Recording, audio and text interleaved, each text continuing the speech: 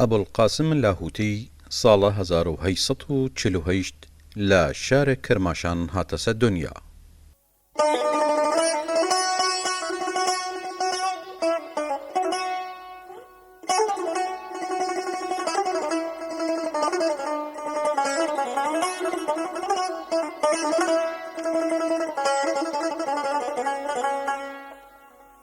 داڵەگی لە هۆزە سەنجاوی بیە و باپیرەیلی باوگیشی خەڵکە باشوورە ئێران بووینە.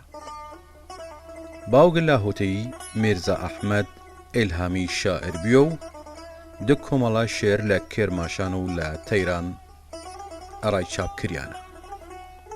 ئەبوڵقاسم لاهووتیی کێرماشانی سیمایک ناسریاگە ئەدەبی ڕۆشنهێری سیاسی دەیشتە مەشروتەی ئیران بیە و دواخریش بێساندامە حزبت تۆتە و چێسە ناو هەیزە نێزامیەوە و پلەی سەرگوردیوە پی دەریاس.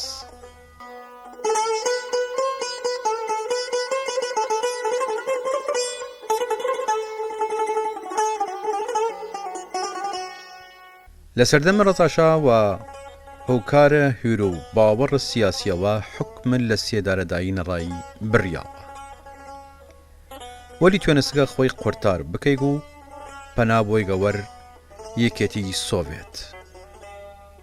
ڕاماوەیگیش پۆست وەزیرە فەرهەنگ و هونەری تاجیکستانی سەردەمە یەکێتی سۆڤێت بیە و لەو ناوچە ڕەوتە شانۆی ئۆپرا بەنیات ناگە و لە ناو کانونە نووسەرەی لە شوورەوی جی و پایەی تایبەت داشتگە و ئەڕاماوەیگیش لە ناو لیژنەی وەڕێ و بەرایەتی نووسەرەی لە شوورەوی جیگەرە ماکسیم گورگی نووسەرە گەورایی ڕۆس بووە.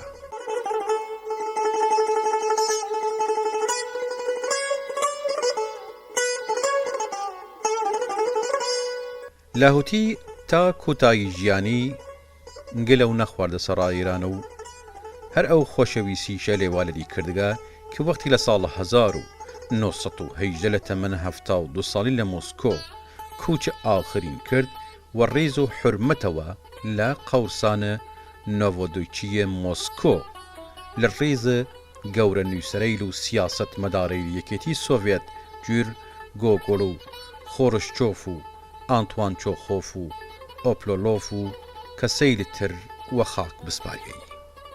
لە سەردەمە جایڕجوانی لە کرماشان و هاوکاری چەند کەسێک تر ڕۆژنامەی بیستوین چاپ کردگە. لاهووتی شاعرێک ناسریاگە و خاوەنە دیوانە فارسیە و یەکێک لە گرنگ و جددیترین شاعرەی لێ تازەگەری ئێران و چینە کارگەرەی لە ئێران و تاجیکستان تێگە هەساو. ئەبوڵقاسم لاهووتی و یەکەم پێشڕەو بە تازەکردنەوەی شێرە فارسی لە ئیران دانەریەک و یەکەم شاعرە پرۆلێتارەتی ئیرانە.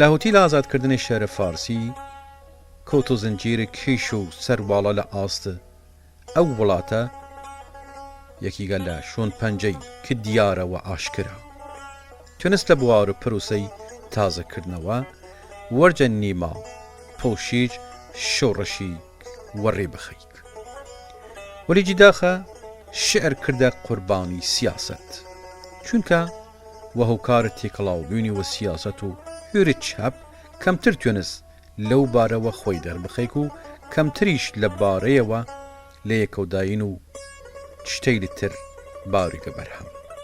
زوانی شەری لاهووتی زوانێک سادە و ڕەوان و مەردمی بووە لە قاڵب غەزەل تەرکیب بەندی شێری بەرزی شێرەیلی و جوانی ڕازیاسەوە. بەرهەمەیلێک لە شوونخۆی وەجیمەندگە لەوانەیش کاوەی ئاسنگەر ساڵە 1947 دوای ئەوەیش قەسیدەی کرێملن لە ساڵە 1923 ئیجا تاج و ئاڵا لە ساڵە 1935 وەلەوەیشا کۆمەڵە شێرێکیش لە ساڵە 1960 لە شوێن خۆی وەجێ مندگا.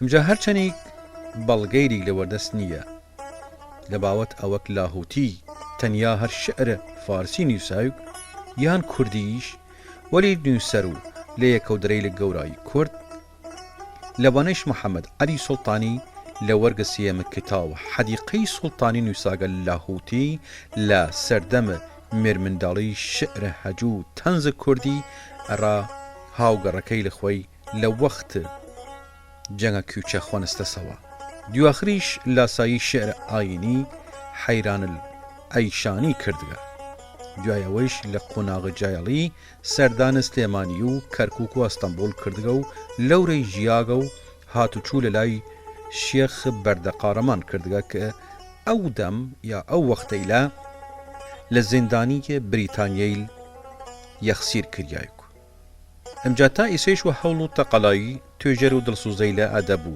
مێژوو بە کورجور محەممەد مەلاکەریم حەسەن قازی ئەنوەر سوڵتانی و محەممەد عەلی سوڵتانی سێ پارچە شێرە لاهوتی کە و زوانە کوردی نووساگە پەیا کریاگە و لە گۆڤار و ماڵپەڕەی لە کوردی چاپ کریانە. پارچە شێر یەکەم لە ژمارەی 25 ساڵە پەنجەمە گۆڤارە ژین بڵاو کریاس.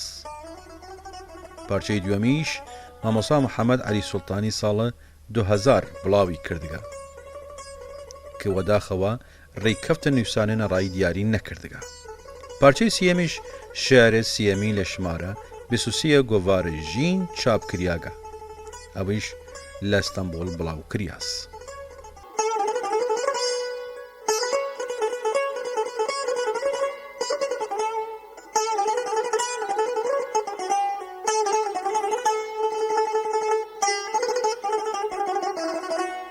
لەبارەی مێژوو بە ژیانە سیاسی و فکریە لاهوتی لە هیروەندیشە و نووسان و شێرەی خاوەن فکرێک تند و تڵە خاس بیە و توێنستگە ئەس بخۆی تاوبەیەک لی بوارە.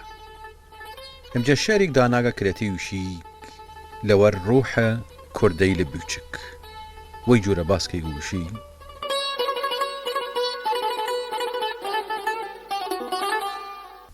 خەڵقی کورد ئەڕا و کەس بە شەرەف حازر و جەنگە ئێ ملەتە کورد ئەڵس کەی خەفتنە نەنگە فەرمایش کرد نەبی حوبە و وەتەن مایەی دینە منکر و خودا کافر و مەلعون و مەلەنگە. هەر قەومێک کە ئەسڵ و نەسەب خۆی نەزانی ڕووی ڕەوشەن ئەڵبەتە ساوەک شەوە زەنگە. هەم تەمەڕی و هەم عزەت و ئیقباڵ ئەی کاورە کە حاڵاتە و ئی قافیە لەنگە.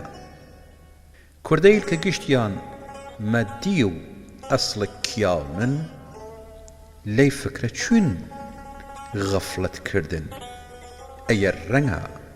ئەی کوردە بچک گشت تاریخ بخوانن تا باوگە خوەتان زوو بشناسن کە درەنگە. خەسم وەل خاکە و وەتەن زیلەت و نەنگە. ڕێگەی تەرەب و مەی کە لاهوتی زانی ئەمما لە فراقە و وەتەنی حەوسەڵە تەنگە.